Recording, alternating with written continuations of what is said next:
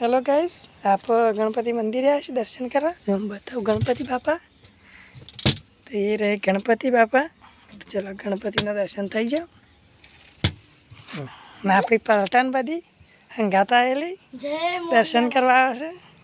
चलो आ कौन सा खुशी हे आ कृपा बेन बोलो हेडो बोलो उसके बोल। हाय दोस्त। हाँ वीरेन नैतिक काका। हाय दोस्त।